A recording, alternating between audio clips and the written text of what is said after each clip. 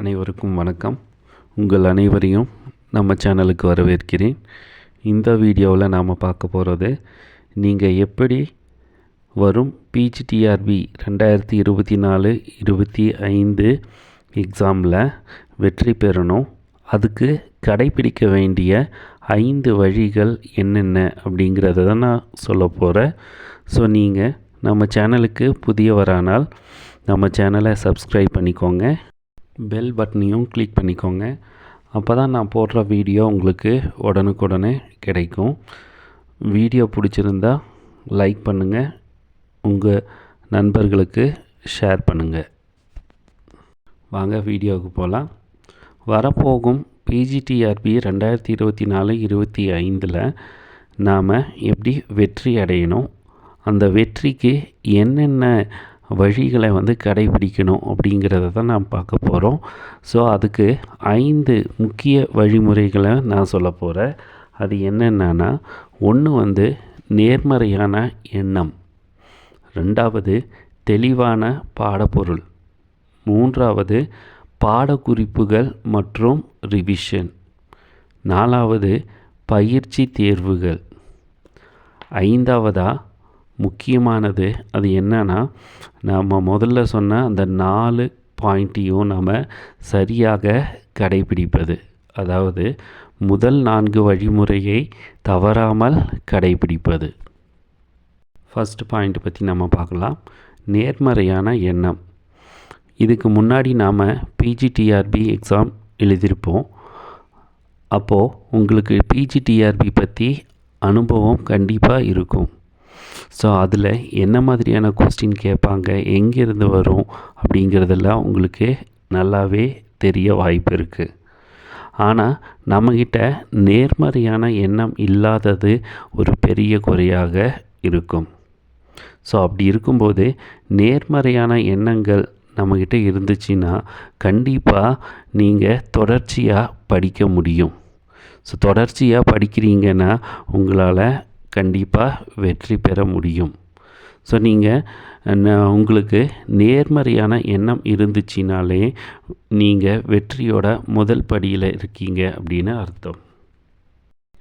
2வது பாயிண்ட்டு தெளிவான பாடப்பொருள். நாம் பிஜிடிஆர்பி எக்ஸாமை கிளியர் பண்ணணும் அப்படின்னா கண்டிப்பாக நமக்கு கரெக்டான நோட்ஸ் தேவைப்படும்.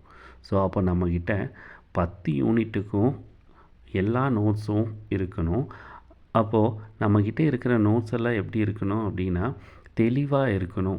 நாம் அதை ஃபுல்லாக படிக்கிற மாதிரியும், அங்கே இருக்கிற ஒவ்வொரு பாயிண்ட்ஸும் நமக்கு யூஸ் ஆகிற மாதிரியான நோட்ஸ் இருக்கணும்.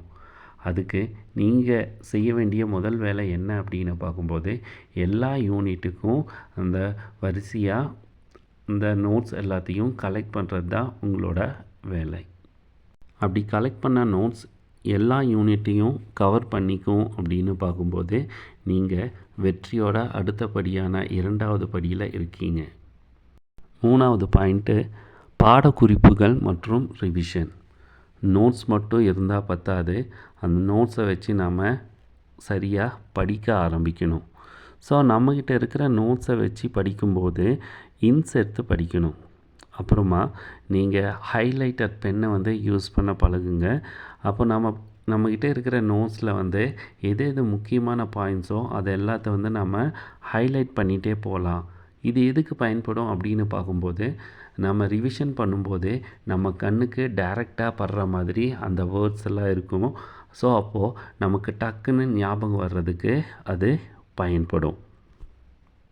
நீங்கள் படிக்கிற யூனிட்ஸை இன்ஸ் மாதிரியும் எடுத்துக்கலாம், இல்லாட்டி கொஸ்டின் ஆன்சர் டைப்லேயும் நீங்கள் ஃபார்ம் பண்ணி வச்சுக்கலாம்.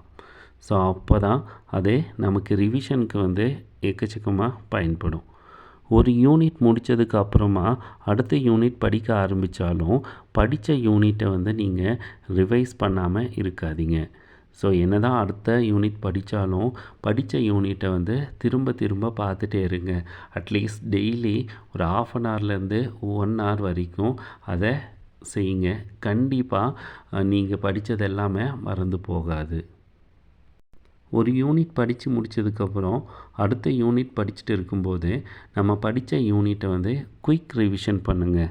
ஸோ அது என்ன குயிக் ரிவிஷன் அப்படின்னு பார்க்கும்போது, நம்ம ஆல்ரெடி இப்போ ஃபர்ஸ்ட் யூனிட் படிக்கும்போது அந்த ஹைலைட்டர் பெனில் வந்து நம்ம ஹைலைட் பண்ணியிருப்போம். அதே மாதிரி ஹிண்ட்ஸ் எடுத்து வச்சுருப்போம். ஸோ அது எல்லாத்தையும் வந்து ஃபாஸ்ட்டாக ஒரு கிளான்ஸ் வந்து பார்த்துட்டே வாங்க. ஸோ நம்ம கண்ணுக்கு வந்து அதிகமாக பவர் இருக்குது. ஸோ ஒரு 10 டைமு ஒரு 15 டைம் வந்து நம்ம படித்ததை திரும்ப திரும்ப பார்த்துட்டே இருக்கும்போது கண்டிப்பாக நம்ம பார்க்குறது எல்லாமே நம்மளோட மூளையில் வந்து பதியும். இந்த மாதிரி குயிக் ரிவிஷன் பண்ணும்போது நீங்கள் பார்க்குறது எல்லாமே மைண்டில் வந்து ஃபிக்ஸ் ஆகிரும். ஸோ அது எப்போ வேணும்னாலும் நம்ம ரீகால் பண்ணி தெரிஞ்சுக்கலாம். ஸோ இந்த மாதிரி சுச்சுவேஷன் வந்து உங்களுக்கு வெற்றியோட 3வது படிக்கே எடுத்து செல்லும். 4வது பாயிண்ட்டு பயிற்சி தேர்வு. நாம் படித்தா மட்டும் போதாது, நாம் படித்ததை வந்து ஒரு சின்ன சின்ன ஸ்லிப் டெஸ்ட்டாக எழுதணும். ஸோ அப்படி ஸ்லிப் டெஸ்ட்டாக எழுதும்போது தான் நம்ம படித்ததெல்லாம் கரெக்டாக படிச்சிருக்கோமா, ஒரு கொஸ்டினை வந்து கரெக்டான அண்டர்ஸ்டாண்ட் பண்ணி கரெக்டான ஆன்சரை வந்து நம்ம செலக்ட் பண்ணுறோமா அப்படிங்கிறது எல்லாமே தெரிய வரும். ஸோ அப்போது நீங்களே உங்களுக்கு வந்து ஒரு சின்ன சின்ன ஸ்லிப் டெஸ்ட்டுக்கான கொஸ்டினை வந்து தயார் பண்ணிக்கலாம். இல்லாட்டி உங்கள் ஃப்ரெண்ட்ஸ் சர்க்கிளில் ஒரு 2-3 பேர் இல்லாட்டி 4-5 பேர் சேர்ந்து ஒவ்வொருத்தருக்கும் என்ன பண்ணலான்னா டெஸ்ட்டுக்கான கொஸ்டின் எடுக்கலாம். ஸோ அப்படி செய்யும்போது ஒவ்வொருத்தரோட எண்ணங்கள் வந்து வேறு மாதிரி இருக்கும். ஸோ டிஃப்ரெண்ட் வேயில் கொஸ்டின் பேப்பர் எடுக்கும்போது நம்ம அது எல்லாத்துக்கும் ஆன்சர் பண்ண பழகிட்டோன்னா கண்டிப்பாக உங்களால் வந்து இந்த டிஆர்பியில் அதிகமாக மார்க் வாங்க முடியும். டெஸ்ட்டில் கிராஜுவலாக உங்கள் மார்க் வந்து அதிகமாகிட்டு வருது அப்படின்னு பார்க்கும்போது நீங்கள் வெற்றியோட 4வது படியில் இருக்கீங்க அப்படின்னு அர்த்தம்.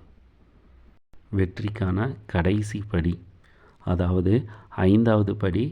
5வது பாயிண்ட் என்னன்னா, நாம் முதல்ல சொன்ன அந்த 4 பாயிண்ட்டையும் கரெக்டாக ஃபாலோ பண்ணுறது தான் நம்மளோட முக்கியமான வேலையாக இருக்கும்.